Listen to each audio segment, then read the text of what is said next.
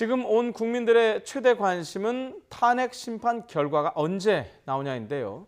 정확하진 않지만은 오늘 그 윤곽이 대략 나온다고 합니다. 오늘 헌재가 11차 변론을 여는데 앞으로 추가 증인을 얼마나 더 채택하고 또 대통령 대리인단이 이에 대해서 어떻게 대응하는지를 보면 대략 알 수 있다고 합니다. 이승현 기자입니다.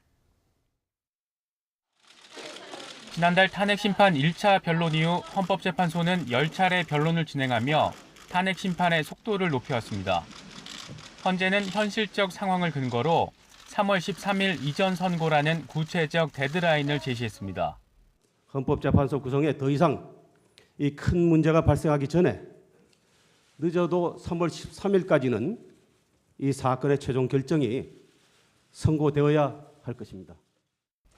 10번의 변론을 통해 최순실 씨를 비롯한 국정농단 의혹 관계자들이 줄줄이 불려 나왔고 이제 증인신문 막바지 단계로 접어들었습니다. 이른바 2월 말 3월 초 선고는 현실화 가능성이 있는 것일까? 우선 재판부가 추가 증인을 얼마나 채택할지가 탄핵 스케줄을 좌우하는 핵심 변수입니다. 지난주 대통령 대리인단은 추가 증인 15명을 무더기로 신청했는데 채택 규모에 따라서 일정 표의 윤곽이 잡힐 것으로 보입니다.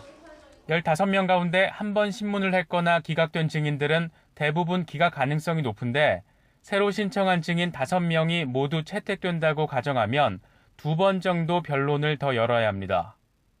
이렇게 되면 14일 13차 변론까지 예정된 상황에서 최종 변론은 2월 넷째 주 정도에 이뤄질 수 있고 평의 평결, 결정문 작성에 2주 정도 걸린다고 보면 2월 말은 어렵더라도 3월 초 선고 가능성은 여전히 유효합니다.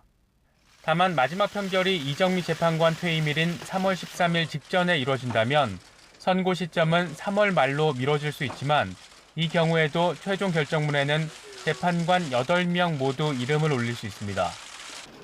문제는 그동안 중대결심이라는 표현을 써온 대통령 측이 어떤 선택을 하느냐에 달려 있습니다.